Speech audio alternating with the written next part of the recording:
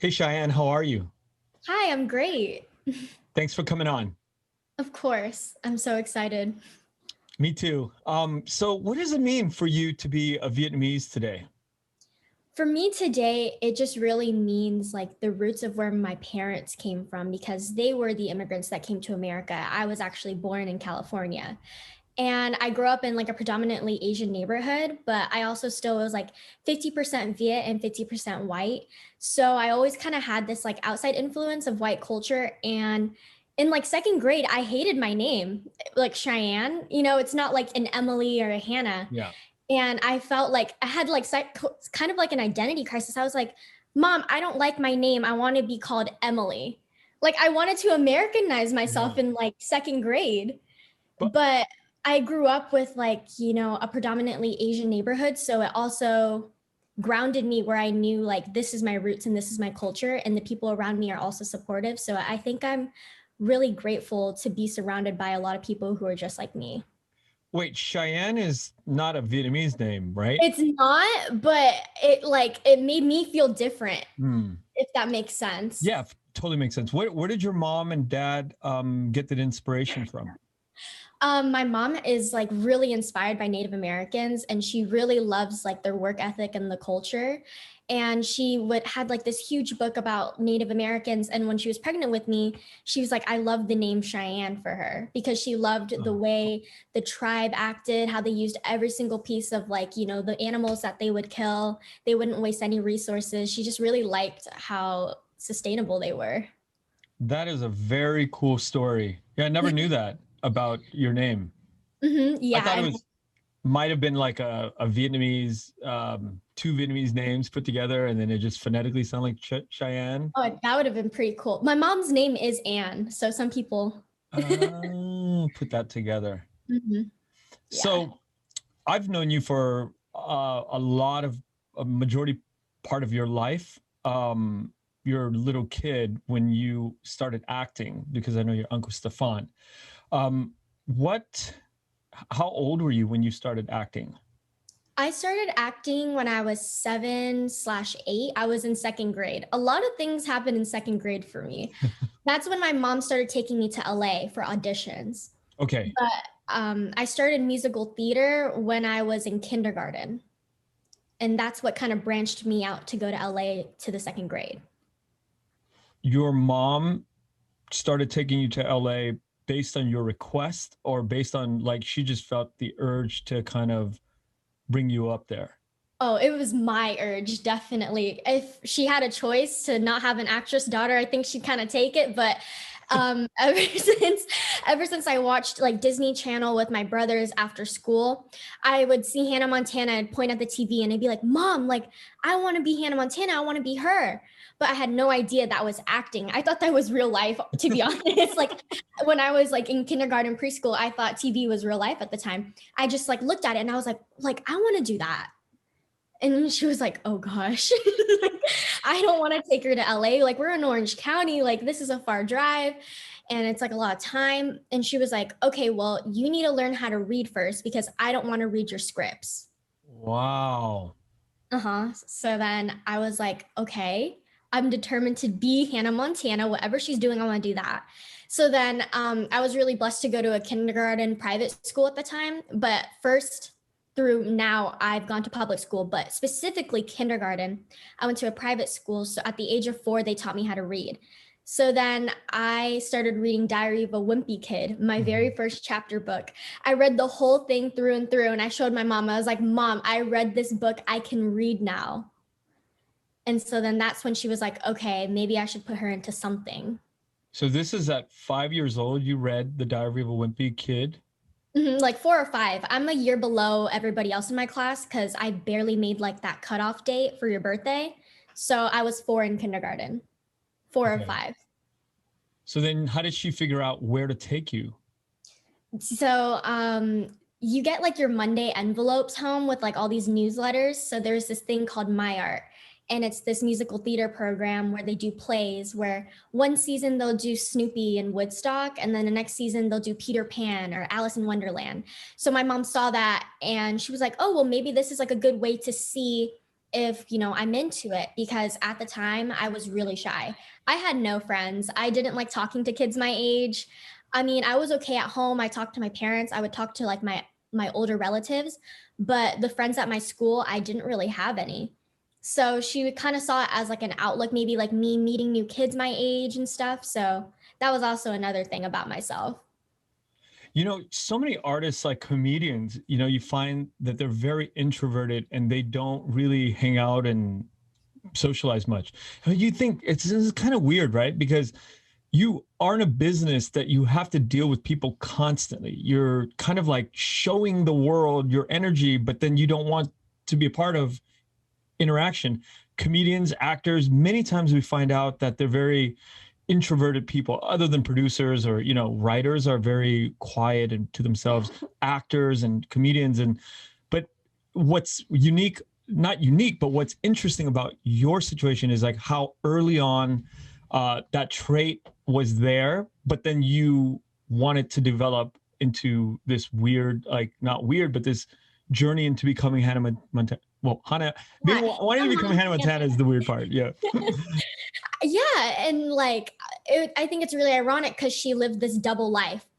She was this pop superstar, and then she would go to school and no one would know she's Hannah Montana. Oh. And like the older I got, the more I realized, I was like, I turned into Hannah Montana. Like I wouldn't like, because I was still kind of shy, getting into acting. But eventually I came out of my shell. I became more extroverted. I started talking to new people, making friends, having a friend group. But it was throughout the years type of thing. So when I was, booking jobs, booking TV shows, commercials when I was younger, I didn't tell anybody because it was like my thing. It was just like my little hobby that I loved to do that made me happy. But I didn't know like I'd be on TV that my teachers would see. So one day I'd just come into class and they'd be like, were you on that Pizza Hut commercial? And I was like, oh yeah, I am. They're like, oh, well, I saw you last night when I was watching my show. And I was like, oh, wow, that's really cool. And I just brushed it off because I was like, yeah, that's really cool, real. But they were like, my student's on TV. That's trippy. And so I was like, whoa, I am Hannah Montana. Like no one knew that I was like, on TV, and then I'd go to school and act like everything's normal. But then at some point in your mind, you just got to be like, no, what I'm doing is different from what these other kids are doing, right? Like when did that kick in? I think probably around middle school, because they'd be like, the eighth graders. So when I came into sixth grade, fifth grade, I did a commercial with Chris Paul for a Foot Locker. And around Orange County, a lot of Asians are really into basketball. They love Chris Paul. They just like love basketball in general. Like that's kind of like their sport that they are attracted to. So I come in sixth grade, yes, I met Chris Paul, But did and you know who that was? Yes, I knew who that was, but my brothers were a lot more excited than, I noticed. Right. And so I come into sixth grade, I'm minding my own business. I forget that I even like did that for a second. And then some random eighth grader comes up to me and goes, you're that kid who did that commercial with Chris Paul. And I was like, oh yeah, I am. And they're like, that's so cool. And they were like, hyping me up. And I was like, oh wow, like this is actually kind of cool. Yeah, it finally dawned on you. Like, Mm-hmm. so that Chris Paul commercial is the one that dawned on you. Yeah, because everybody knew who Chris Paul was. Everybody knows what Pizza Hut is, but like Chris Paul, it's like how often do you get to meet him and work with him? Mm-hmm. And so from that point on, like up to now, did that kind of like awareness from other kids follow you, or did it just kind of like it was just a flash in the pan? It just was like that one time, and then it just kind of died down, and you just became a regular student person again. It kind of followed me a little bit. Also in sixth grade, they like, we're like kids, we're like 11 and 12. They like to look me up on Safari. So they like to look up my name, just like Cheyenne Nguyen. And at the time I was like so embarrassed. And cause like I used to do like movie reviews for this place called Kids First. And I would go see movies before they premiere and I would do reviews on them on YouTube. So I have a bunch of like movie review YouTube videos on YouTube where you can look up my name and it'll be everywhere. But at the time I was like still kind of shy and kind of embarrassed. And my sixth grade science teacher literally screen shared her iPad to the screen of the classroom, What? looked up my name, and just started going through all the videos in front of the class and everybody. And I literally ran out of class and I cried. Really? Yes. Holy Oh, shit. yeah. I was like in shock because it's like one thing, friends here and there that are like Yeah. looking you up. You're like, haha, so funny. Like, yeah, like I'm on, YouTube. Yeah. But then my teacher showing the entire class, I was like, oh my gosh. Yeah. That's like an invasion of privacy almost, right? But not Yeah, really because it's public. I know it's on the internet. I should expect it. But when you're like 11 and 12 and your sixth grade science teacher's putting you on blast, it kind of like Mm-hmm. It's a struck. rude awakening. Yeah, So definitely. did you confront, was it a woman teacher or a man teacher? It was a woman teacher. And I told her, I was like, can I go outside? Like, I'm not comfortable with this. And she's like, yeah, go ahead. And and did you ever confront her and sit her down and be like, hey, that wasn't cool? No, but I mean, it's in the past now. I've grown from it. Maybe if I like, really thought about it, I would have told her, but I think at the time I was just too shy or like, Shocking. yeah, I was just like, or I just didn't really feel comfortable enough to even tell her I was uncomfortable. I just asked like, can I just go outside because like I'm not comfortable with this. I think I did tell her I wasn't comfortable and that's why I wanted to go outside. Hmm. Because why else would I want to go outside while my like YouTube videos are on blast right now? But she still kept going. So Wow, you went back in the classroom and she kept rolling the tape. I came back into the classroom when she stopped going through the videos. She was like, okay, that's enough. Such a trippy thing. So Yeah, your mom takes you to your first thing. Do you have a recollection of it? I do. I was supposed to go to piano class down in Orange County. And so I'm there with my brother and I'm just sitting in the waiting room. And I go, oh, when's my lesson? And the front receptionist lady goes, oh, no, your mom's going to pick you up here. And I don't know what she's going to do, but she said that you don't have a lesson today. I was like, okay, weird. I'm supposed to play piano today, right? And so then my mom comes by and she's like, okay, Shy, let's go. And I'm like, where are we going? And she just doesn't tell me.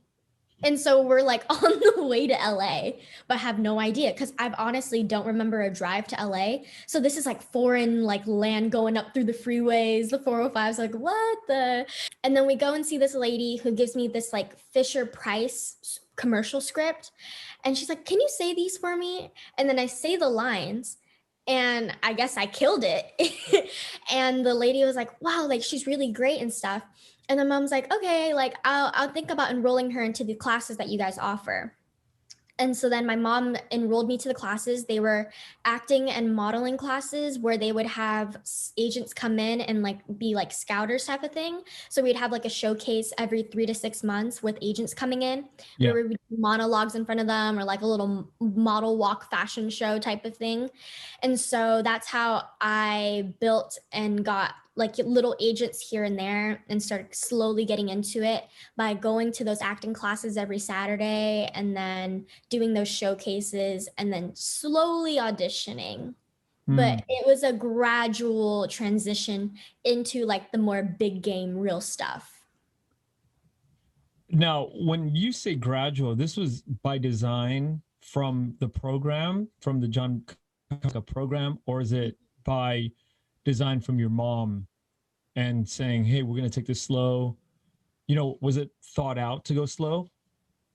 It was like the acting studio with their agents. It was never my mom. My mom like my mom was just there to support me and try to just find the best things to help me get to like being, the Hannah Montana I've always wanted to be. So the acting studios, they had the agents that would come in and then if an agent liked me, you would sign with them. And so then that's when I had like little jobs here and there, and then eventually I started booking like union jobs where I had to start, becoming a SAG-AFTRA actress. And then that's when I started getting, a better agent to get me more union and national commercial jobs. How old were you then when you started getting SAG jobs? Um, I would say around age 10. I think the show New Girl, I did that in fifth grade or fourth grade. And that was the show where they made me go union. Oh, okay. So don't you have to get a voucher or a few vouchers to become a Yeah, union? you have to work, I think like 2 union jobs in order to have to come union. So you have to do 2 jobs that are union. And then once you book your 3rd union job, they're like, okay, you have to go union now. You cannot do any more non-union work. And then at that point, you had two going into that third job, or okay. And Yeah, then I you had to. started now what does anything magically change from that world of, acting as a young person to actually having a SAG card at 10? Did it change for you mentally? I know the money probably changed, right? But Yeah, I've never really been in it for the money or the fame, so I tend not to look at those type of details. I'm still a minor, so my mom has like, most of the not control, but she's the one who deals with most of the paperwork and the one who has to make the phone calls to SAG and stuff. So I'm really appreciative of my mom because she is so understanding and she's not overbearing or anything. She's really just there to support me. She always runs every decision by me before she puts it on paper. So, with the whole SAG and union thing, I was so young, I didn't really notice that how big of a deal that was. I know that adult actors like their dream is to become union or SAG. But for me, I was really grateful that I have booked multiple shows where I was able to become a SAG actress by a young age. So I didn't really notice like a big difference, but me and my mom were so funny. We'll notice the difference in food. That's the catering services we noticed. That was the big difference. that's so interesting. Yeah, Mhm. because if you're working non-union, the budgets are a lot lower. The food quality is different. Actually, my very first commercial I booked, it was non-union for a Japanese company. And so with union, it's like they give you this big budget and then whatever left over, like that's the leftover. You can't pay anybody more or anything. So with the leftover money that project had, they bought like multiple food trucks, a salad truck, a steak truck. It was like the best catering we've ever had, which was amazing. And since that was the first job I ever booked, the standards were very high for craft services. That is so funny. But how Mhm. old were you when you booked that first gig? I was 8. So once I think I was like 3 months into acting and I booked my first job, Oh, which so was amazing. yeah. So you didn't really go into until you were like 8 or 7. Yeah, so 7 or 8 is when everything like the ball started rolling. Got it. Got it. Got it. Got Mhm. it. Okay. So Go ahead. I'm sorry. the acting studio just kind of like gave us like a base of like what acting is. Like this is the audition process and this is what a callback is. They would just tell us like things that no one would really kind of tell you. And also the internet wasn't that big at the time, so you can't just look it up on Google at that. Yeah. Yeah. You know, traditionally there's all these horror stories, like you go to the mall.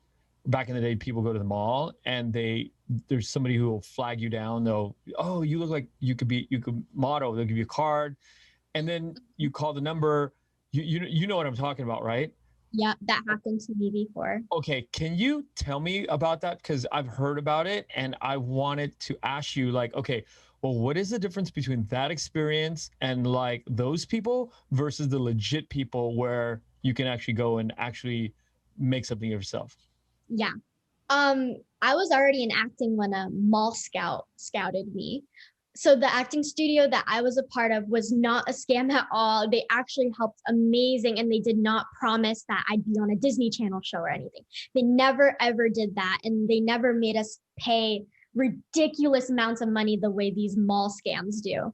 So we've actually had a couple friends who did the mall scam because they knew I was in acting, right? And they would call us, they'd call me and my mom and be like, hey, like, this lady saw so and so at Target. And the lady found me at Target one time at Target, and they said that she's gonna be the next Shake It Up with Zendaya and Bella Thorne. She's gonna have a show like that, and we're spending like about 5,000 a week. Is that normal? And me and my mom are like, no, you should never ever pay. 5 grand a week.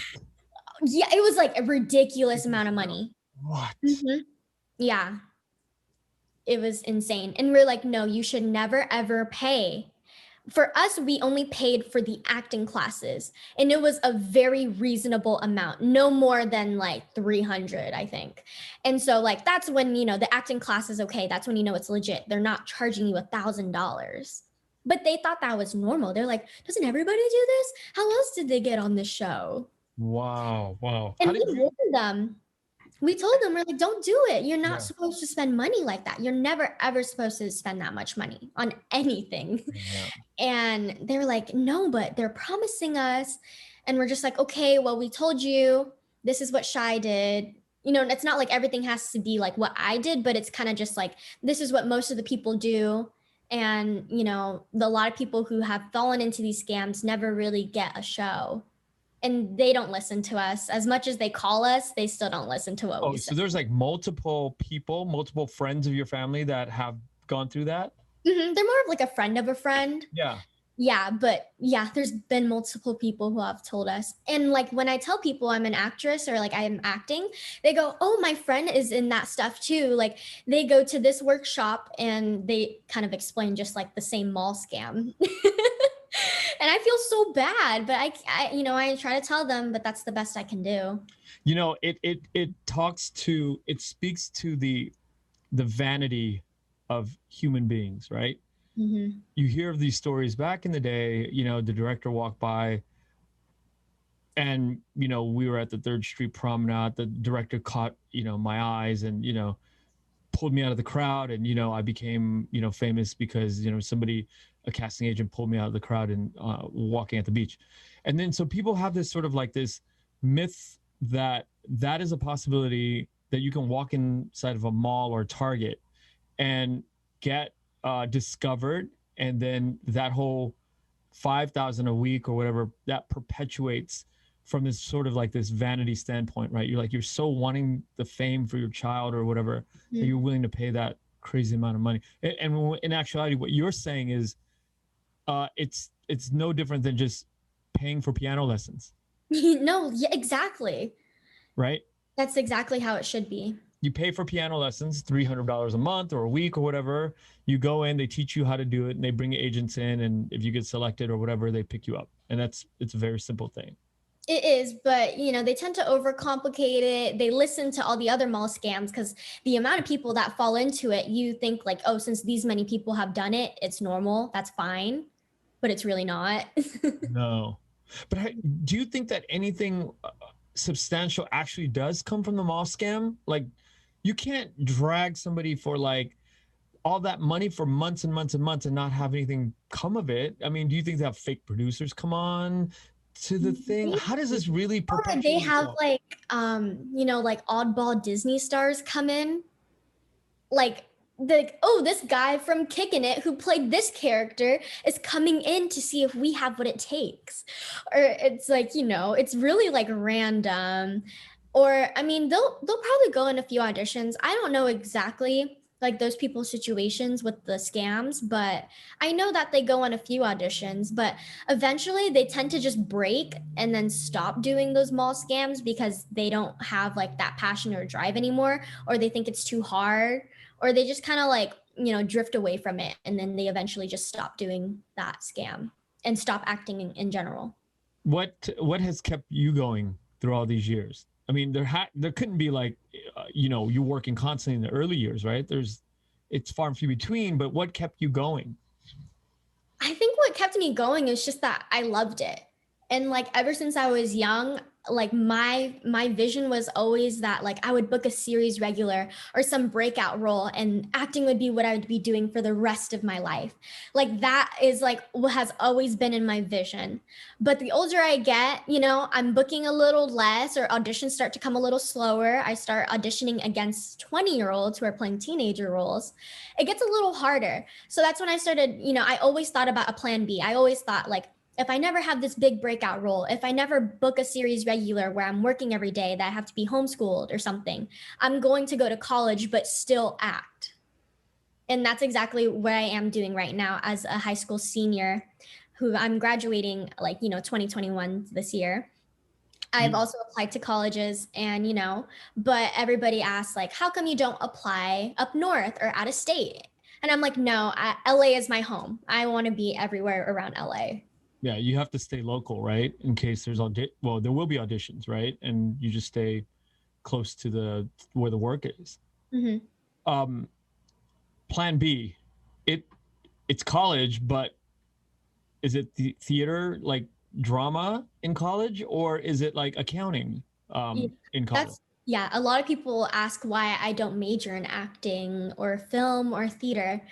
Um, I would I would love to, but at the same time, I've always had the plan B of having a different major, but also something that I'm also interested in.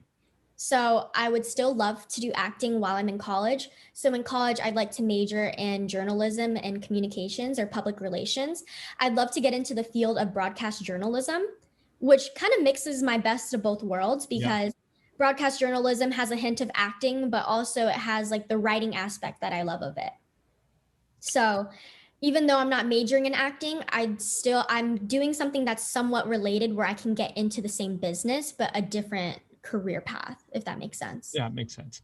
Now you said something about you know, you're at the age where you're still a teenager, but you're going up against 20-year-olds that are playing teenage roles, right? Mhm. What do you think the difference is between sort of like this is actually nothing to do with 20 and teenagers, but what do you think the difference in the experience of young actors versus older actors on set? Okay. Definitely the onset schooling is a big difference with the child labor laws. So when you're still in school, or if you have not had like a high school diploma or what they say, a CHESP is the California exit exam. A lot of kids around high school, they will take the CHESP, and that means it's like an equivalent to a a high school diploma. So the CHESP is equivalent to a high school diploma. So a lot of children, 17 to 14, or 17 to 15, they will take the CHESP and then they will either exit out of high school, they will no longer do their public or private schooling, or they will stop their homeschool. And that means they have a high school diploma already at the age of 15 to 17, which means Wow. they can work as legal 18, which means you don't need an on-set teacher for schooling and you can work adult hours. So Why you have did you a do lot of that ever? teenagers. No, I did not. You have a lot of teenagers who do that though. Personally, I didn't do it because I was afraid like if I took that test, I pass, and this 1 year I hate high school. I am afraid that I'm just going to use that weapon in my back pocket and then regret not going to high school anymore. Mm. And I'm totally okay with doing on-set schooling and everything. And as much as like my mom might say like, oh, they might have a leverage, that they can work in as adult. But I always like to think if they really wanted me, they would take me if even though I can work as a minor or not. Did you ever come across that situation where they wanted to take you and, work as a minor and all that? I'm pretty sure there has been a situation, but they still took me anyways. But I mean, the chess fee was sort of a big deal, but when I signed up to take the test, because I was going to, COVID hit.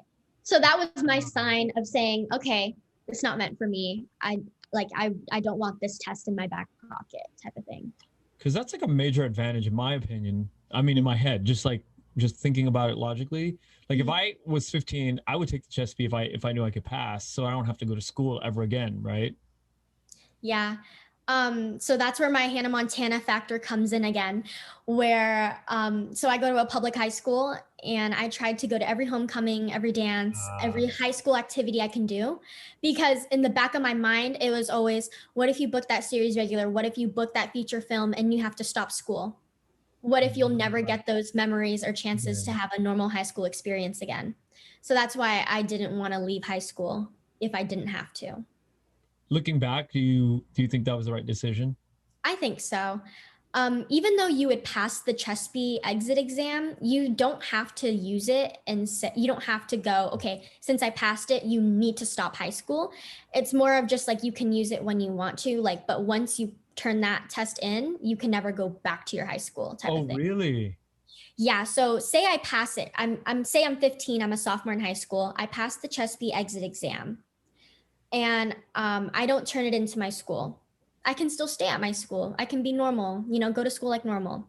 But then if I look at my exit exam and I go, okay, I don't want to go to school anymore. I'm done.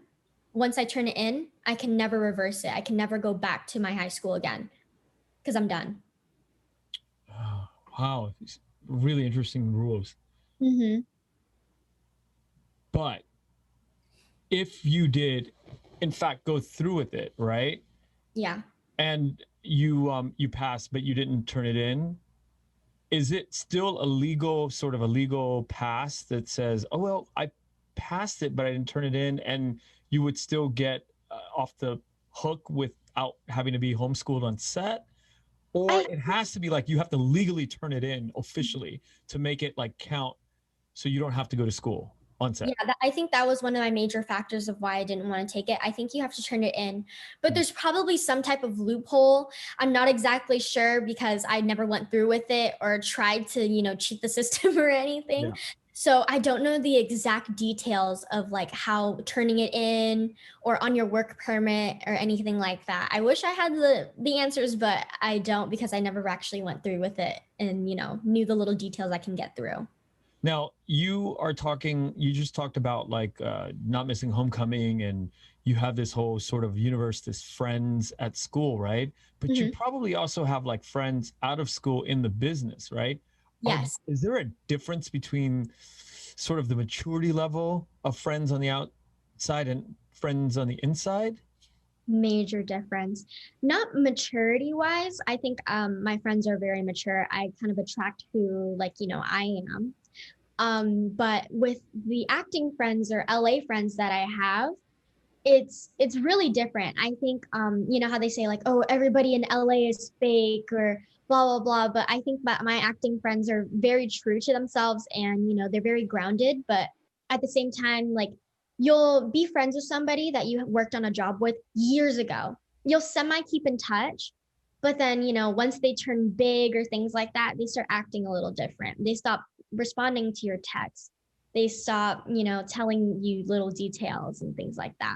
So I think with LA acting friends, they definitely drift apart and come and go a lot quicker than my Orange County regular school friends because they are working on set for 8 hours plus a day, Yeah. working on a movie, working on a show. They have a lot more not responsibility but a lot more real world things going on that they have to do at a young age. So, I mean, I don't blame them for not responding or things like that, but I can see that like when certain people they get a little bit bigger, they tend to like, let go of the younger friends that aren't as big anymore. It makes sense. It's just our time on earth is limited, and once you start swimming in bigger waters, you have bigger friends that demand more big commitments from you as a friend. Yeah. This whole idea of like LA being fake, right? I grew up in LA. I grew up in Koreatown, and I deal with that sort of like that kind of that trope, that idea of people from LA being fake, but I like can't trust anybody. yeah, but it's not like that. It's really how can I put it? I think people are moving so quickly that the relationships might be shallow for the most part. They're generally shallow until you start really getting close to people, and then you still have not penetrated that lower level of like that friendship. And then as you get deeper, then you get to like your uncle and my level, right? Like we got really close and we started spending a lot of time together. And then that doesn't regress back to being fake. Once you hit that level with people in show business where you're like basically so tight with each other like brothers, then it doesn't go back to like if your uncle blew up or if I blew up, we're still gonna always be able to call each other, make fun of each other. Exactly. Um, yeah, but So LA does have, yeah, yeah, I just think that with LA, the city's moving so fast. There's so yeah, many things going on. They have so many auditions. They have so many jobs or like meet and greets or interviews that, it's hard to keep up with like some of the friends that that kind of slip by, and I don't blame them at Yeah. all. But I mean, you know, a couple of friends, like you'll see them at the auditions a lot. That's also a thing with like acting. When you're in the same age group or the same ethnicity, you always get sent out for the same roles. Yeah. So you always get to see each other at the same auditions. So you kind of like build this little bond where it's like, hey, like I'm seeing you at an audition. Like, how are you? Like, what's up with school and stuff? But then, like, once you leave that waiting room, it's kind of like you don't talk again until you see each other at the waiting room again. Yeah. Yeah. And it's not like adults where you can get each other's phone numbers and hang out with your gal pal and Mhm. just drive somewhere and have coffee and then catch up about and have shop talk, right? Yeah, like our moms are taking us Yeah. to the audition. We have homework to do. They have jobs to do. And also, like I'm in Orange County. There's some girls that come from San Diego, Las Vegas, you know, like they got to go home right after this audition. They can't just stay and have a coffee because not everybody lives around LA who's in acting. Yeah. Wow, that's intense thinking about it. Yeah. Um, you know, your mom has a huge role in your life in the last few years. What did I mean? You kind of have to have a full-time, not have a full-time job to be able to bring your child to these auditions, right? This is where she becomes like Wonder Woman. She just like amazes me, and I'm so grateful for her because when I first started in second grade, she was still a full-time accountant for the state of New Jersey. She had a full-time job. She's also a real estate agent. So she not only has her full-time job with her 9 to 5, but she also is a real estate agent who's showing houses after 5 p.m. So, with adding on top of driving your daughter to and from LA for an audition that will last 3 minutes, she manages time to still turn in her work on time, show those houses to her friends, put in that offer. And it just like amazed me because everybody would think like, "Oh, aren't you like a stay-at-home mom? Like how else do you take her to LA all the time?" She's like, "No, I work multiple jobs. I just have to find my time and like manage it." And really have like she just has like this amazing work ethic that like I admire. I just don't know how she does it. Yeah. But now she's retired ever since my sophomore year. So she stayed at that accounting job for over 30 years. She started really young. So she got to retire early. And so she's like so grateful and blessed for it. Her hard work really paid off with her retiring early. So now she focuses more on real estate. And whenever I need to go to LA, she will take me. And it's a lot less stressful in her now. Yeah. But, you know, it's still like me, it's myself is already a full time job, let alone my two other older brothers Yep. that were still in the mix until I was in 8th grade.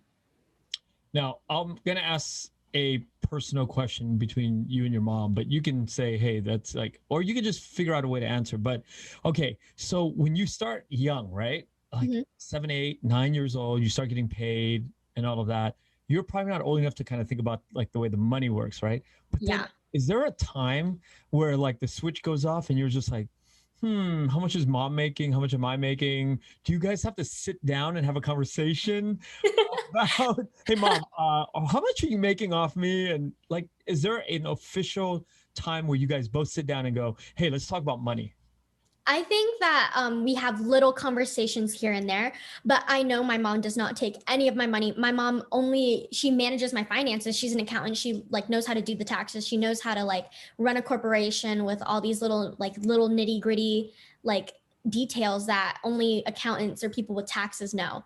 So I think I'm very blessed to have a mother who knows accounting, who knows taxes, who knows the way the corporate world works. And so she never does anything to try to get more money out of me or try to even take my money. She invests it into like real estate and stocks or just things that will help me in the future. And she's so selfless. She doesn't think about herself when it comes to my finances. She only thinks about what is going to help me now and in the future. And I think I'm really grateful to have a mom who doesn't have anything against me or tries to like work against me. She's only there for me. Yeah, you are blessed. You're very blessed. I'm And really I bring it blessed up to have as her. it's a funny thing, but it's a real thing in Hollywood with child actors. We talked earlier about the whole Britney Spears thing. You Yeah. know, it's a real thing, and it happens.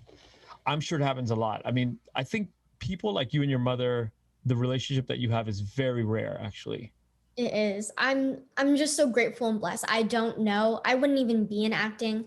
I wouldn't even be comfortable talking to you today or even be here today without her pushing me and taking me to LA and giving me that next big step that I needed. Yeah, yeah, yeah. That whole Britney thing and the sort of entitlement that a parent might feel when they give so much during the child's early years. It's maybe in the Vietnamese culture is just very different. My mom is like your mother. She's just very, very, very giving. It's like infinite amount of love. It just Mhm. keeps coming. And I think it's different when at 18 you're expected to get the hell out in American family, like a white American family, right? It's like different Mhm. parameters. Yeah, definitely. I think like I'm also really blessed to be Asian as well. Although like a lot of, acting opportunities don't really come by as often, I'm really grateful for when they do book me, when they do cast me, because I've also dealt with the thing where it's like every Asian girl I see on TV or in a movie, they have bangs, or they have smaller eyes than me. I like in the beginning when I started acting before like being more PC was like a thing, they really liked me because I was racially ambiguous. I can pass off as Mexican or mixed race or Asian. And so they really liked that. But then that also came with the downside of me not looking Asian enough, me Uh, not looking Mexican enough. Even though I am not Mexican, they did put like back then, agents did cast me out and put me into roles where they would ask for Hispanic. And, oh, now it's not okay, obviously. And I totally understand why. And I honestly felt really weird doing so, posing as another race. But back then, that's why they liked me. But then in the long run, it had my downsides too, because I didn't look like the Asian that Hollywood wanted. yeah. For better, Mhm. for worse, or for better, or for worse. I mean, Or because I would think like, all right, it's acting, right? And okay, if you're, and I'm just playing devil's advocate. I'm not believing anything I'm saying right now. Okay, I'm okay. just taking a position just so we can kind of have this discussion. If you're getting work as a Mexican, right? You're acting. It plays the part. It fulfills the part. What is wrong with that? I mean, I think that if it's like play I think if it's you're lying. I know that there is like this situation where there's this actress and she lied and said she was Hispanic and that's how she got more Hispanic roles. And I think that's when it's wrong. I think when you're posing as something that you're really not. And you can't control what your agent's sending you out on. You can't control what the casting director wants to book you for. So I think that if you're going to be mad about a person who is playing a different race, then I think you should be more mad about the root of the problem of the person who's choosing a person who's Yeah. not of that race to play that role. Because any actor will take any chance, any audition that they can take because it's a chance to achieve their dream. What if that role Yeah. is the role that will break you out and become a star? So the actor is just willing to do anything what it takes. And it's the casting director that chooses if they want to choose a person who's not Hispanic or choose a person who's not Asian. As I'm talking to you all these minutes, what the thought that comes to my mind is this. People who come into this business and they're just like fiery and they just want to like become a star, they just want success.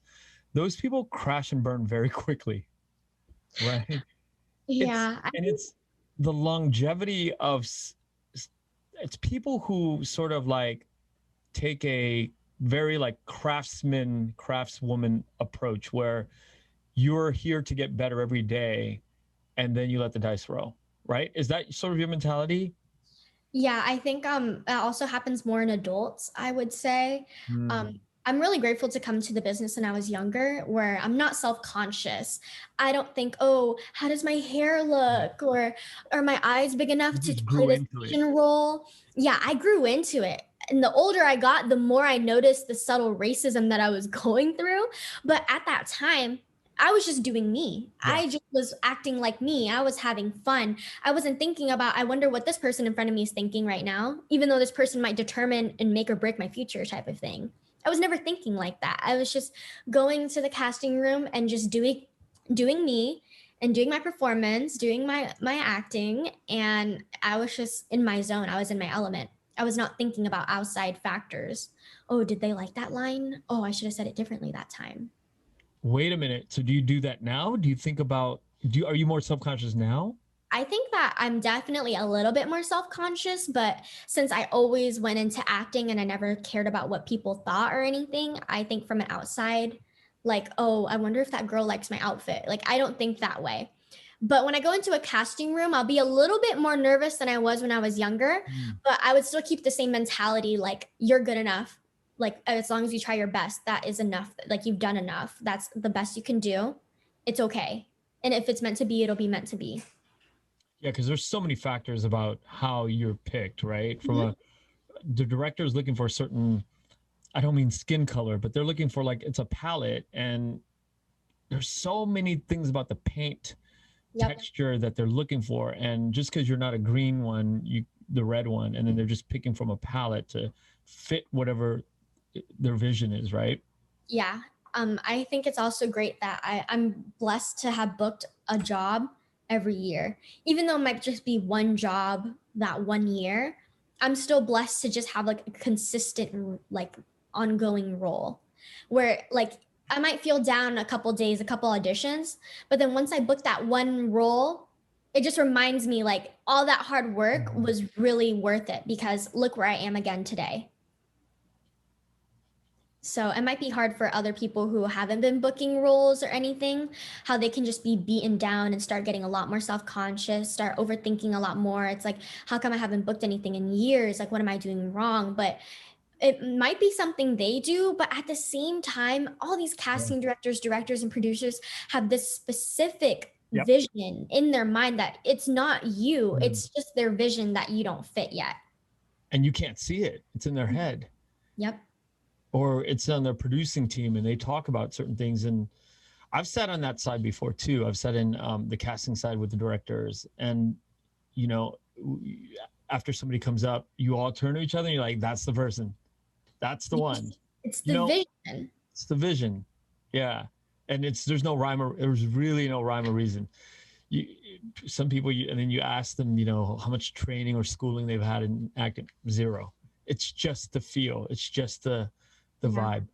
When you are going through high school now, and you have friends, do your friends sort of like does it get kind of imposing? Do they get in that space where it gets where they'll ask questions or they wonder about what you do, or they just sort of break this sort of like bearing between in the relationship? Do they cross the line ever, or? I think when I was younger, I definitely kind of didn't know how to pick and choose my friends. But the older I got, the more I realized who's real, who's fake, what do I like about this person, what do I see in this person. So they have the same mindset, the same goals that like we are both trying to achieve towards. So my friends now in high school, I'm very blessed to have a great like group of friends. Um, I some of them I actually grew up with since middle school. So they were kind of there when the whole awkward phase, Yeah. random jobs, people coming up to me type of thing. So they kind of grew up with me with the acting, so they kind of like already were over it. It was cool in the beginning type of thing, and then now it's kind of just like, yeah, like that's my friend Cheyenne, like she's in that like show, like pretty cool. But they're not like, oh, I'm only friends with her because she's in a show, because one, I'm not that big to use my name like that, Yeah. and two, they've just grown with me and it's sort of like just a part of me now. So it's nothing they see any different, it's just like my career path. It's like, oh, I'm going to be friends with this person because they're a doctor. Yeah. Like, no, they don't do that with me because I'm like an actress, because it's just like my occupation. In high school, I definitely found another group of friends, and they thought it was also cool at first. And then when I just like talk about it casually and stuff, they'll ask me questions here and there, like, "Oh, so like, how does that work?" And I'll tell them about the waiting room, the sign-in sheet, the casting director, the sides that my agent will send me. And I've talked to my friends about this a couple times, and they're just like, yeah, like when you explain it, I like really try to understand, but then sometimes I just don't get it. And like, that's okay because it's your life and it's like a different job that I'm not understanding. but I try to understand it, and it's really interesting, but sometimes I just don't get it. Yeah, yeah, and that's all right And too, right? yeah, and I'm like, yeah, that's totally okay, because like sometimes you'll talk about your job, and sometimes I just don't get it. So they don't really find it as anything super different. They just think it's like, something kind of cooler than your average job. Yeah.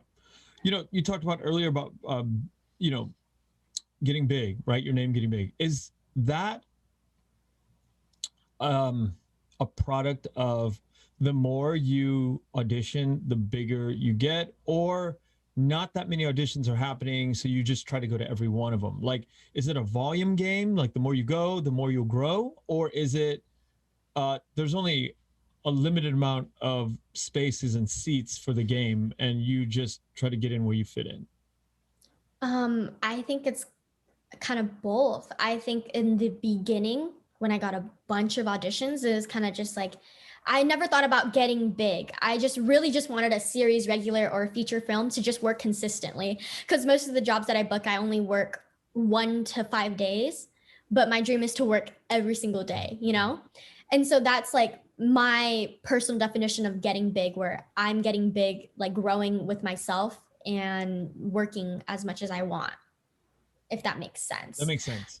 Yeah, so that's my definition of getting big. It's not to be like, a superstar or anything. If that comes with it, great. Yeah. But for me, what makes me happy is that I'm working every day. That's what makes me happy. That's my dream and my goal. Now, Um, yeah, sorry. yeah, no, go ahead. Is it a function of like there's so many auditions out there, you just got to go to a lot, or there's only a limited amount and you just kind of have to go with whatever is presented to you? Oh yeah. Okay. So I think back then that was what it was when you got so many auditions, like just go, go, go. Like it's every opportunity, take every chance you can get because there's so many auditions that would flow through. Ever since the pandemic and me getting a little bit older, looking a little older, auditions start to flow less. Plus a pandemic. Yeah. A little bit less projects and shows are rolling right now. So now it's more of like take in every audition. Although I do take every audition that I've ever gotten before, now it's kind of like, okay, an audition once a week. Let's focus every single word. Let's look at it. With the auditions that would come in like, waves and stuff, I would do the same thing. But at the same time, my brain was going a million miles a minute because I have 5 auditions that I've got to do in the next 2 days. Yeah. So I You, think, go ahead. You think what? go ahead. Go ahead. Can you go through the steps of like the minute you get a call or you get your agent or manager letting you know, hey, there's an audition, all the way up to wrap, like the whole process? Okay.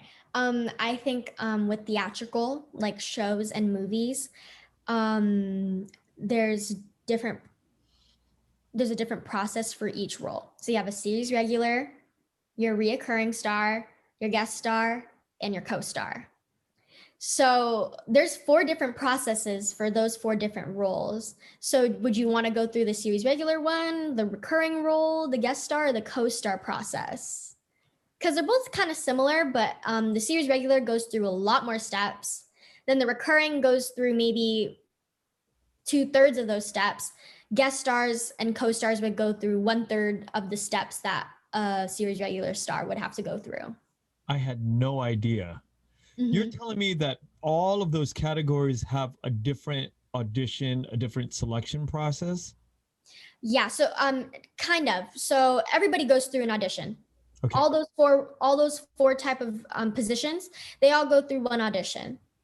Series regular, and it also depends on the casting director and the casting studio itself on how they want to do their own process. But speaking by like general speaking, you'll go into an audition as a series regular. You'll audition for the series regular role. The casting director is auditioning you. They like you. They'll call you in for a callback. The callback consists of the producers, the directors, maybe the writers, and the casting director that called you back in. They like you. Everybody kind of has to like you. Every single director, producer, writer, unless, there's some type of different political power over another. Usually a lot of them have to come into agreement on the one person that they want. So then once you audition for the callback, then they'll put you and, lower down the list of the auditionees to like maybe 15 or 10. Then they'll put you into like a second callback or maybe a chemistry read with the other characters that they want you to be with as those series regular roles. And then they'll see the chemistry read. And at the chemistry read, you know, I'm my own role. And then I have 2 or 3 other girls that are auditioning for the same role as me. And then the same for all the other characters that I will be interacting with. Then those producers, directors, writers, they will kind of just like play with you like cards and see like, oh, I like this girl with that guy, and then let's put in this girl with this one. They'll shove you into the group, have you do those scenes, see if they kind of like it, and like, you know, that guy's kind of off in that group. Let's put in this guy instead. So that's the chemistry read. And then eventually, like usually after the chemistry read is when after that they will book those series regular roles to see, because they want to see how all the actors interact with each other, how it would look like on the screen with all 5 of the main characters together. So that's what the series regular. How many times, how often have you gotten to the chemistry read? I would say about 3 or 4 times. Yeah. It's very interesting to see that the girls that I go against, because there's so many different ranges. I'm 4'9", 4'10". I'm a really small Vietnamese Asian girl. And then I would go against this like 5'8" Asian girl. And we're going against the same role. And then, you know, the 5'8" girl actually booked it, and I'm very happy for her. But it was just really crazy to see like the difference between the two and how the 5'8" girl just looked and felt better to the directors and stuff than me. Yeah, I mean, maybe it had nothing to do with height either. You never know. We will never know unless you want to hunt down the producer and talk to them. Yeah, but it's whatever happens. There's so many projects out in the universe. There's one bound to be for you. Yeah. But that's like on the TV side, right? The chemistry, Yeah. or is that? I think also, I haven't really gone through that big of a callback and audition process for feature films, though. That's one thing that I'm kind of lacking in my department, is the feature film area. But that's for like TV shows. I'm not exactly sure about movies, like feature films. I booked this one Hallmark movie though, like, you know, those little Hallmark lovey-dovey movies. We never had a chemistry read or anything. They just individually booked each girl. So I never had to go in and see all the other girls that I worked with. But you know, I mean, you speak to me as a full-blown adult, right? The way you think, the way you conduct yourself. But if you really think about it, you still have a long way to go. Mm-hmm. Right? Because you think about, there's so many people who come out of college and then they go to Hollywood and they try to get into the business, right? And then, you know, they eventually get a series or whatever. You're like not even at the age where people graduate from college and then go into Hollywood. You're like way before that, and you're still so very young, but you have like this firm grip of the way it works already. So it's just a matter of, really, the way I look at it for you is just a matter of time, isn't it? Yeah, definitely. Everything that I've learned and accepted and grown from is my experiences that I've learned for the past 10 years. Yeah, it's just hanging in there long enough to have it. Now, have you ever thought of writing or producing or directing projects? I've honestly thought about screenwriting and maybe directing, just because of like the representation that we have in the media. I'm just tired of the stereotypical Asian names for the Asian characters, or the stereotypical characters that they would cast Asians for. The doctor, the scientist, or just like, it's just very stereotypical, but it's like Asians are so much more than that. Like, I want to cast a girl without bangs. You know, like I've also thought, yeah, I've definitely thought about like maybe like casting, or maybe even being like an agent in the future. I'll probably look into that when I'm older, because like those are definitely career paths that I really like. And I that's like one of the ways that I can help change the business and form it better and different. Because as an actress, I can try and do as much as I can, but the power is in the casting directors, the directors, the producers. If I'm one of those people in that position, I can actually bring the real change that people have been asking for. Yeah. I'd like to talk about somebody who is very near and dear to both of us. Your Uncle Stefan. I met him in my younger, and I talk about him all the time. I bring his name up in these episodes as much as I can because I don't want anybody to ever forget him, and I just want everybody to know what a wonderful effect he had on all of us. And I don't know. I think your mom might know, but you don't probably are aware. You're probably not aware of how much he affected his group of friends and what a indelible mark he left on all of us. How close were you to him? I was close. I think I was one of the closest to him out of all the nieces because we were in the same business. Yeah. Without him, he was honestly the big push to tell my mom to put me into acting. He was the big push Wow. because, he's a director, he's in LA, he's in the business, he knows how things work, he knows how things goes. He sees all these actors and actresses, and to see his little niece want to be an actress and he saw my potential, he vouched for me because my mom, she was a little hesitant. She's like, the time, like, I don't have time, Stefan, or it's just like, this is so much work. And then you'll have like my old school aunt and uncles be like, she's gonna turn into a drug addict. She's gonna be a child actress and do coke. Oh my God, she's gonna go crazy. She's not gonna do school. And Uncle Stefan's like, no, like she's not gonna be like that. Like I know who she is and who Wow. she is, and like it's gonna be the people she surrounds herself with. That's how she'll turn into that. It's not her being in acting, it's the people around it. And he knew like I wasn't gonna turn into that, or I wasn't gonna be that, or I wasn't gonna fall into that crowd. He saw like the hope and the potential that I had, and he told my mom like just do it, because my mom really took his like opinion to consideration, because there's nobody else in my family that's in the business besides him or me. When you look at him, or when you did from when you were growing up until his passing, did you look at him and go, like it was a respectful, like, yes, uncle, no, uncle? He was like not strict, but did you view him as an adult, or how did you feel about him? I viewed him as an adult. He was my like, what is it? He was like 6'3", right? In my house, he'd have to like bend down everywhere because our house is like kind of like shorter. The ceilings are a little shorter. So I definitely saw him as an adult. I am 4'9". He is 6'3". Yeah. He's bending over on my house. Like obviously I'm gonna be like, yes, Uncle Stefan. But he also, like my parents, they both have full-time jobs. So when I had an audition last minute, like they would call him up and be like, hey, Stefan, like I know you're going up to LA today. Do you think you can take Shy to this audition? He'd be Wow. like, oh yeah, of course. And Uncle Stefan drove me to that audition. He drove me to a couple auditions. He took me, to certain things I needed to do in LA, like maybe pick up my work permit. He was there with me, because he had to take me. He stepped in, he was still supportive. Even though he convinced my mom to put me into acting, he was still there and showed his support by acts of services, by, helping them out, by taking me to the places I needed to go. Yeah. He was a big goofball.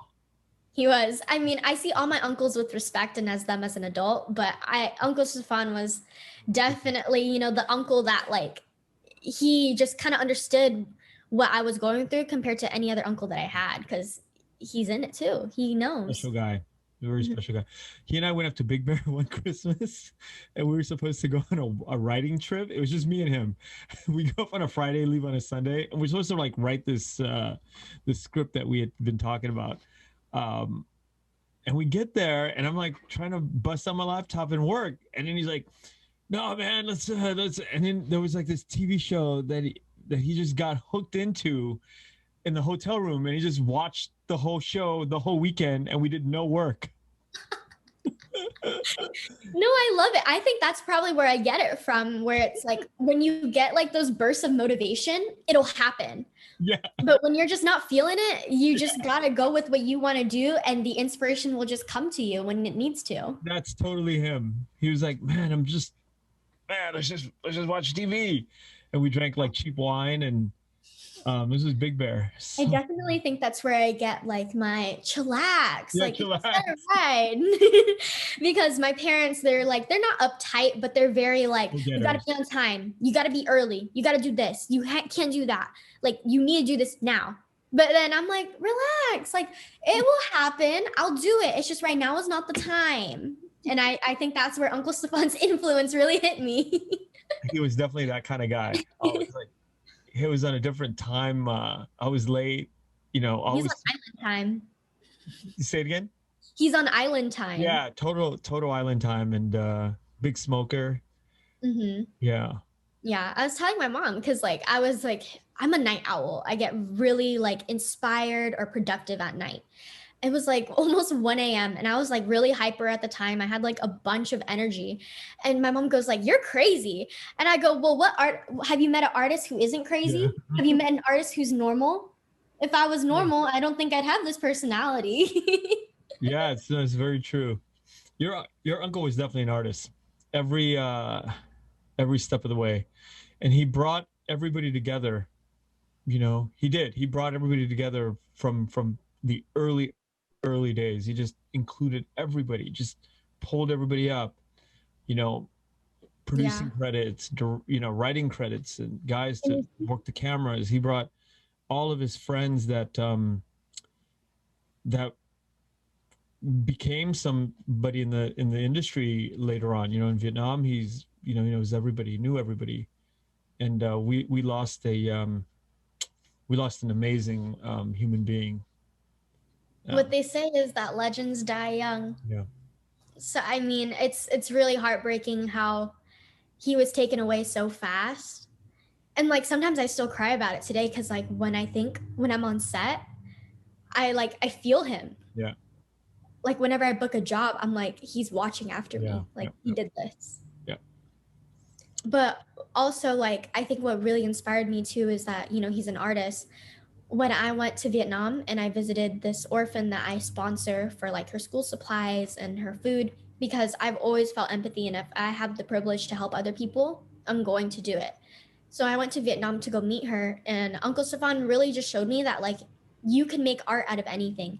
He made like a little video documentary about me meeting my like, you know, sponsored Wow. sister orphan. So we met up in Vietnam, and like I did like my little voiceovers upstairs in my brother's room in America. And then we would go and meet up in Vietnam to go see her. And he would like film me and her. And like it just came so natural. And he just Mm-hmm. found art in everything that we did. And that really Did. inspired me. He did. He found art in everything. Mm-hmm. And he had a very close connection with orphans. I don't know why. Very close connection. Yeah. His first movie, On the Sparrow, was centered around an orphanage and orphan kids. Mm-hmm.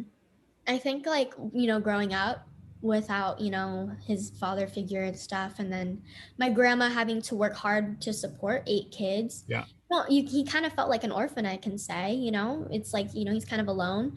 And that's where my mom kind of comes in as a mother figure. And so when my Uncle Stefan passed away, my mom felt like she lost a child. She really did, because It's funny, but it's so true. it's true, because, you know, my grandma, she was out and, you know, she's doing her own thing. Yeah. And my mom, you know, she has to take care of her younger siblings because who else is going to take care of them? Like with Uncle Gene, Uncle Stefan, Uncle Albert, those are like the 3 youngest. And so she treated them and took them under her wing like they were their sons.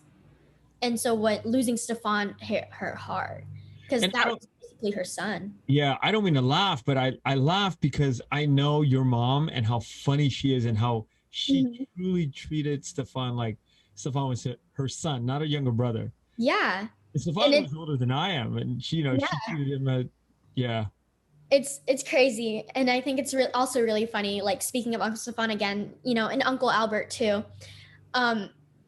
Uncle Stefan and Uncle Albert, they look full white. They do not look half Vietnamese at all. Their height above 6 feet, their hair, Uncle Stefan had no hair. Uncle Albert had jet black hair, but he looked all white. He looked like a party rock and roller. And so there was this one day I just get sick randomly in elementary school. I just would always have like random issues. And my parents working full-time jobs, they can't just pick up and go and pick me up from school. So they're like, Stefan, can you pick up Cheyenne? She threw up again. And he's like, oh, okay, like right on. And so he'll pick me up. But the 6'3" bald white dude picking up, me. Girl, yeah. The front office ladies are like, do you know who he is? And I go, yeah, that's my Uncle Stefan. He's my uncle. And I just found no like wrong in it because I was like, he's my uncle. Like, why are you asking me that? But Now From the looking outside, back, I'm like, that looks like weird. really sketchy, right? Yeah. And it's not like he's just like this tall white guy that's like clean shaven. He's like stubbles everywhere, and Yeah. he looks like he just woke up out of his car and came to pick His you shirt up. got a little sweat stain on it. And he's picking up this 8-year-old girl because she threw up in class. Like, Sweat stain, little sweat, right, big sweat stain with holes in it. God, he's so classic. picking his little niece up from school because she decided to get sick randomly. Uh, Oh Good man. times. Now, when was the first time you went back to Vietnam? I only went to back to Vietnam once. That Oh, was really? 2016. Summer of 2016 is when I went back to Vietnam. Yeah. And Oh. so that was kind of like when he was transitioning to fully live in Vietnam at the Yep. time. Huh? What Yeah. did you think of Vietnam when you first got there? I loved it.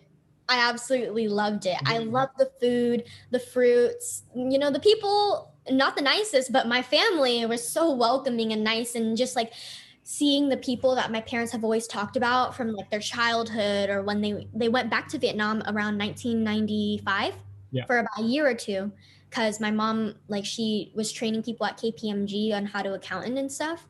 So they lived there for about 2 years. So when they like went to America, they still kind of kept ties with like their Vietnamese friends and family, but then going back in 1995 really just made that bond stronger, where the connection and the communication was a lot easier. So they still had really close ties with the same people. So then us coming to Vietnam in 2016, it just felt like a family reunion. Wow. Yeah, And because they were still connected and they met new people in that 1995 trip. And did so you get to hang out with Uncle Stefan at all? I did. I got to hang out with him when we did the little orphanage video and stuff. And then so I think he came back from Vietnam. So we did our trip in Vietnam and Thailand in 2016 of the summer. And then when we came back, he was like, okay, like, I'm coming back to America in about 2 weeks. So in 2 weeks, I'm going to stop by the house and then we can do your voiceover for like, the audio on top of the video I made. And so not only did we meet in Vietnam in 2016 when he was transitioning to live there, but then he also came back to America a little bit after we Got it. came back to America as well. So we also saw him then too. Do you ever think that you'll be doing any work, any entertainment work in Vietnam? You ever have hopes of it or dreams of it, Um, thoughts of it? I never had hopes and dreams of like Vietnamese entertainment industry, maybe because I don't speak Vietnamese. I'm trying to get into it again. I used to speak it when I was younger. And then this is the biggest regret I could say, is that when I was younger, I was like, I don't want to speak Vietnamese. This sounds funny. Yeah. And then I just lost it. I'm And going so to tell you a little story. yeah. This morning, oh, it's a quick story, little Mhm. story. This morning, I did an episode with an actor in Vietnam named Lam Vise, and he is a Laotian Vietnamese man, and he grew up in Germany. But his parents, the mother was Vietnamese, father was Laotian, but the mother grew up in Laos and married the father and had Lam, and he has a Vietnamese name, Lam, or Yeah. I don't know if that's he goes by that, but in Vietnam he goes by that. So we were talking about he's an actor, and he's been there for 10 years, and I was like, we had this long conversation about, wait a minute, and this is why I had him on the show, because I was like tripping out. You're German, you're Laotian, your mother is Laotian, probably by being there for so long, but culturally everybody's Laotian, and then now he's German Laotian, right? Yeah. What the hell are you doing in Vietnam living there? Yeah, so we went into this whole conversation about, like, he got to Vietnam because he met somebody at a film festival in Germany, got to Vietnam for like on vacation, and one of the directors, like, is Stefan, right? Like, met him at a film festival and said to him, you know what? Now that you're here, I'm going to shoot this film, and I think it's perfect that you're in it. He's like, what? I don't speak the language at Yeah. all. he goes, the only time anybody's ever talked to me in Vietnamese is when my mom yells at me and calls me my name and whatever, right? And then he goes, but they put me in it. I started speaking German or just moving my mouth in English or whatever, and then they would dub the voice in Oh, Vietnamese. He did that for the first like few years, and then he took Vietnamese classes. But the amount of Vietnamese that you're exposed to and you know is worlds more than Lum. And he yeah. made it a career, and he's still there acting and doing Vietnamese. So let that be an inspiration, right? Yeah. To I didn't, that's I never thought about that outlook. crazy, crazy. Your ears already adjusted for if you ever go to Vietnam Mhm. because you grew up with it in the house of your parents and Yeah. grandparent maybe. And that guy was all Laotian and German, but he got to Vietnam and then he started taking classes and being immersed there. He just started to pick up the language, and now he acts in television in Vietnamese. Whoa. That's insane. I didn't, because I know like a lot of Vietnamese people, they're so particular and judgy, so you never know. But I just wow, I'm like shocked by Trippy, that. right? Yeah, that is. And he I goes, the actresses or the actors that he plays opposite of, because he's the villain most times, they are so professional. He goes, I could be speaking in English and they have no idea what I'm saying, and then we just get the emotions across on screen, and the way they cut it and then the way they dub the voice, it all works out. I mean, it's probably like kind of like not perfect the way, like an American production might be, but it works. And that's, to me, it's like, don't let perfection be the enemy of the good, right? Just get it, in the beginning, like this podcast. I just try to get as many stories and things out of people in these very beginning, and we all improve and we get better at doing what we do, and then it becomes, at some point, I'm fluent in the interview language or the podcast language, and then Lum is fluent in Vietnamese, and if you choose to ever go back to Vietnam, you just become more fluent in that language. It's trippy, right, to think about. That's so crazy. Wow. I guess like he must have been a really good actor that they just wanted to keep him on projects He's to got a learn good look. language. Yeah, he's got a good Yeah. look. Looks like a bad guy, but like a really believable bad guy. Mhm. And probably there's not a whole lot of dialogue. Um, you know, Probably not a whole lot of dialogue to go with it all. Um, what are some of your coolest memories growing up in the business so far? Like coolest experience, coolest memories. Probably the coolest experiences and memories is like obviously meeting like the big celebrities that you'd see on TV. Like when I was working on Extant with Halle Berry, like meeting her was amazing. She was the nicest celebrity I've ever met in my entire life. Like I complimented the phone case that she had because it had like a little strap on it, like a purse. And I was like, wow, that's really cool. And she goes, oh, what phone do you have? And I go, oh, I just have an iPhone 5. And then after lunch, she comes back with a new phone case for an iPhone 5 and it's signed inside with her Oh signature. God. And she goes, here, like, I know you liked my phone case. So, like, I had an extra one in my trailer. And I was like, oh my gosh, like, thank you so much. Like, I just didn't know how to react. Like, she was so sweet. And, like, that was probably one of the greatest memories I've had with a person working Wow. that You was wrote like, on the inside of the phone case? yeah, the inside. So, like, it was preserved. You know what I'm saying? It's not Wow. getting rubbed off on the outside. Like, she's I done would have this. been like, hey, can you think you signed the backside too? I need to prove to my friends without having to take it out every time. No, it's crazy. I think that's Wow. one of my best memories with like one of the biggest celebrities that I've worked with. She was one of the nicest. What about like traveling for a show or a project?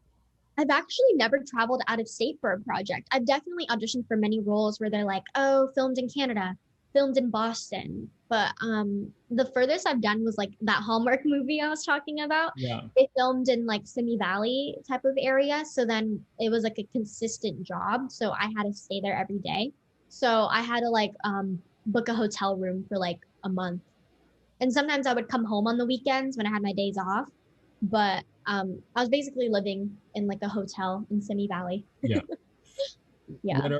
What are some of the like craziest, worst memories like working? Like you ever have any hard like excruciating times? Like where you're Uh, like, "No, I don't want to do this anymore." no.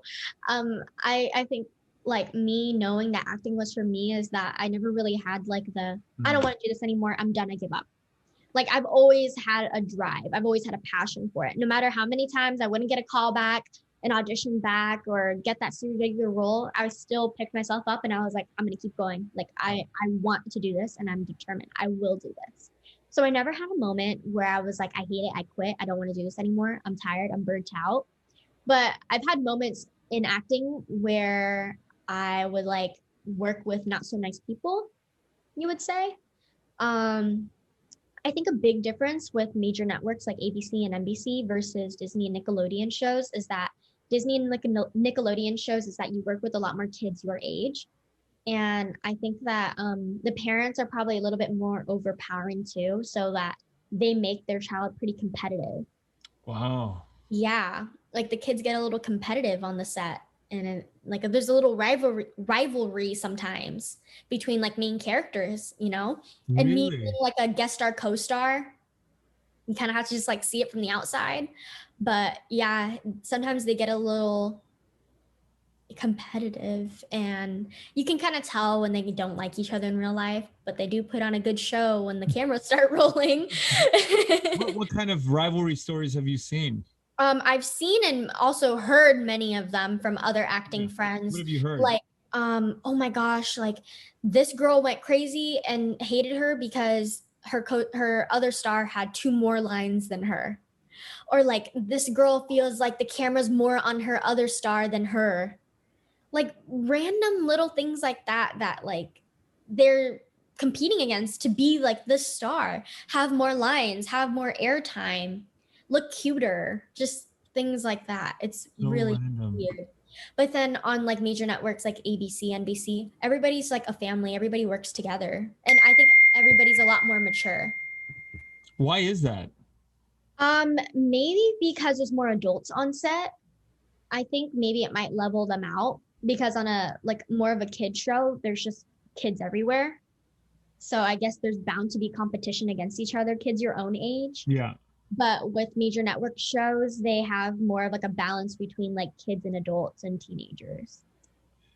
Do you ever do school plays um since you started? Um, in elementary school, they'd had a school play, but I never wanted to audition for the main role. I liked to do like the behind the scenes work. I was on stage crew where we would build and like paint the sets. So I liked that. But not acting in the plays? No, I think because I kind of already knew I was into the big thing and the real thing up in LA that I didn't feel the need to have the spotlight in a school play type of thing. That is so funny. If that makes sense. Yeah. I kind of wanted to do like on the other side because when I was working on set, I always liked the props guys. You know, it's like, oh, what kind of like fake salad are you making today for us? I liked looking at that type of side too. So if I like in elementary school, I saw the chance to work, you know, on the other side, I took it. But in middle school, we didn't have school plays really. We had like a drama class elective I was in, and everybody shoved me into the news anchor role that had the most lines, obviously. So Yeah. I mean, that was a given because they're like, I don't want to say all these lines. Cheyenne, why don't you do it? Don't you do acting? And I was like, okay, fine. Because it wasn't anything like real. It was like an elective class. Yeah. Yeah. And then in high school, they have theater, but it's a big time commitment in high school theater. And I didn't really have that time commitment for it because I needed to go to LA whenever I needed to for an Yeah. audition. Yeah. You already in it. You didn't need to practice. Yeah, I mean, it's not like, oh, this isn't the real thing, but it's kind of like I'm already going to LA for auditions and the time and spontaneous auditions that pop up. I can't just leave during a rehearsal because I'd get yelled at by the teacher or get a D in the class or something because I need to leave and can't be there for a rehearsal because I have an audition in LA. Like it Yeah. just and the acting is a lot different too. I can Yeah. imagine. Yeah. When I think of like the journey, I was in the music thing for like really early in my life, my late teens, early 20s. I did it for a few years, and I began to notice different things about what I had and then what you needed to actually have in Mhm. order to become successful. For example, as a singer, you have to have a good voice, right? But having a good voice doesn't mean having the best voice. You just need to have some voice that either unique or it just emotes a certain quality, right? So you have to On have, tune with it. You're yeah, on. you have to have a voice. Then you have to have like an intense memory, right? You have to be able to remember lyrics, or if you're a writer, then you have to remember whatever you write. Mhm. Third thing is you have to have like this ability to stay in time and hit the pockets of the beats and stuff like that. And then you have to have this memory to remember the beats and the way the melodies and everything comes together. So there's like tools that you have to like have, right? Innately you have to like possess these qualities. Mhm. As an actress, what kind of qualities up to this point do you feel like, come somebody coming into the business, would you say, hey, you better have this, and that? Is there anything that you think, is there a list of things that you should have like a minimum of? Um, I don't, it's not like a requirement that you should have, but a lot of agents and casting directors like to look for triple threats. And a triple threat is where you can act, dance, and sing. So a lot of Nickelodeon shows or Disney shows will like just ask for it in general. They wouldn't say like, oh, we want a triple threat, but they'll be like, here is the audition, here's the breakdown, and we want you to bring in an instrument that you can play, or if you can sing or both, that would be great. And then please do this choreography after your script or something like that. But most of the time they'll ask for singing. And so I play the ukulele. So if they ask for singing, I'll bring in my ukulele and I'll play it while I sing. I'll play a song and I'll sing. But it's really like almost like a basic of acting of an actor is where you have to sing, dance, and act because they just want like, they just want it to be easy. Like, what if we want to write a song into this show? Can this person sing? Or Mm. like, what if we want to do like a dance battle in this show? Can they dance? Things You need like to have that. those options. Yeah, they want you to be like very well-rounded in multiple talents and arts because they like to implement that into the script. I see that more in like Disney and Nickelodeon shows. And so like that's why a lot of the kids that they book, they're very talented because they are talented in every single aspect that they had to do. They had to be really good at dancing, they had to be really good at singing, and they also had to be really good at acting because in each episode they're doing all three. Wow. Mhm. Pay more if you go over to Nickelodeon and Disney compared to like another show. That's the thing though with Nickelodeon and Disney, you don't get paid as much as like a major network as ABC and NBC. But then they're expecting more from you. Yeah, exactly. So ironic. Yeah. I mean, it is what it is. You can't really control much about the pay, but I mean, I could be paid like at a Disney rate, and if I'm in a series regular, I'd be happy. Yeah, You that know, makes sense. like I don't mind at all. Yeah, that makes Yeah. perfect sense. Are there people in the business right now, like Asian American actresses, that you look up to and that you're like, oh, I want to be going in that direction or path? I think like one of the big ones that I follow a lot is Lana Condor from To All the Boys I've Loved. I think I look up to her a lot because she's Vietnamese American. Although she was adopted by white parents, she's still full Vietnamese, and I just haven't really seen a full Vietnamese Mm. actress get as big as she has. And like, seeing the way that people praise her, like, oh my God, like she's so cute, like I love her, like just things like that. It's like, Asian features are becoming more normalized. It's like not the Eurocentric standards that, that are seen as beautiful. It's like she really brought into perspective, like to people, especially my age, it's like she's so talented and beautiful and nice, and she is close to my age, but that also brings into the example of a 20-year-old playing a teen role. I'm class of 2021. In the third movie that I watched, she's class of 2021. She's a senior in high school, but in real life Lana Condor is 23. Interesting. Yeah. I mean, I definitely look up to her though. I think she's amazing and beautiful, and I love the work that she's in. Like I would love to play Laura Jean. Like Yeah. Yeah. yeah. Oh, cool. Very cool. Mhm. Well, I want to thank you. This has been This has been a very fun time. I've known you for a long time, and I've always wanted to ask you, but we never had the chance. Stefan and I were always constantly in and out of the house, and Mhm. there was never an appropriate time to kind of sit and ask these questions. And I ask now. It's strange. I ask from my daughter's perspective because Mia's 4, and I'm wondering, like, I guess I'm asking from her perspective, and then maybe from a parent's perspective, like if she ever decided to go.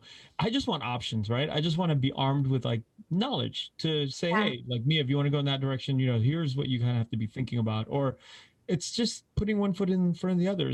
There's no magic formula. You just have to keep doing it all the time, every time you get a Yeah. chance, right? Practice makes perfect. I also think a big thing is that if you don't want to get into acting, if you don't want to do it, you don't want to be a dancer, you don't want to be a singer, don't do it Mm. because they will notice. Like they will notice when you act that you don't have that passion, that drive, that ambition. Like they can just tell if you don't want to be in it. And you'll be unhappy yourself for doing something that you don't want to do. So I mean, that's why a lot of people ask my mom, like, did you force her in it? And my mom's like, no, like that's all her. If she wanted to stop acting, like that will be okay. I'm totally okay with it, and it would honestly make my life a lot less stressful. But I want to do it, so my mom still supports me in doing it. But if I ever wanted to say one day, like, hey, like I think I'm done, I don't want to do this anymore, she'll respect that, because you don't want to keep pushing someone and burning someone out, because it'll just make things like 30 times worse. Yeah, art is something that has to come from deep, deep, deep down inside of us. Mhm. We got to want to do it, and the money's never. It should never be Yeah. the goal. I mean, singing, acting, writing, it all has to come from. It all has to be driven from this internal spot that It's almost like a lifetime of discovery. Uh, Artistry, I feel like, is put into a person's path so they can kind of answer some questions, and the questions sometimes don't really pop up until, like, as you go through it. Definitely. Yeah. Speaking of, when will this podcast be coming out? I always have um a few, but we could talk about it right after we get off the. Okay, because I have a show that I just worked on during COVID, around December, and it's airing next week. Oh, It's okay. Yeah, so it's called Side Hustle. It's on Nickelodeon. It'll be airing next Saturday. I think that'll be February 23rd. Okay, but then we'll figure Oh this. no, February 27th. Okay, all right, we'll figure this out. Yeah, I'll talk to you a little bit more when we get off the thing, and we'll figure this out. Well, Okay, yeah. man, thank you so much. Wait, were you gonna say something? No, I just wanted to mention how, hold on, I'm just gonna look up the time that it airs. Okay, so my side hustle episode will be airing February 27th, on Saturday on Nick at 8:30 p.m. Pacific Standard Time. Very cool. Very cool. So Good. that's my next project that will be airing, that I just booked. Awesome. Awesome. Thank you so much. It was a pleasure, and long time in making. I've always, wanted to work with you in one capacity or another. And, we've talked about other projects throughout the year, and hopefully we'll get around to it after, the COVID thing blows by. Yes, of course. I'm so excited. This is like my very first podcast. It's a new experience and I love it. Awesome. Awesome. Thank you. And I know it's a long, drawn out process, but you shared so much, and you're very open with all of the things that I asked, and it's eye opening, and I hope that a lot of people can sort of see through sort of the craft and see through the person, and it's a lot more dedication than what people think. Yeah, everybody thinks it's little like sparkles and cupcakes. But then, a lot of people, they like to ask us, like, oh, how'd you get into acting? Like, my daughter wants to get into it. So we made up this little like startup pack that my mom made in like this like big attachment file. And so we would send it to them and be like, here's everything that we've like compiled together, anything you need to know. Let us know if you have any questions. We would send it to them and no one would respond back with any questions because they just didn't realize how much work and time and dedication it takes. Yeah. Yep. Yep. Well, I hope to see much, much more of your work in the future, and you know, I'm sure I will. From what I'm hearing today, it's just like this is going to be a long path, and it's a really fun path for you, and very fulfilling. It sounds like. Thank you. And we'll talk to you later.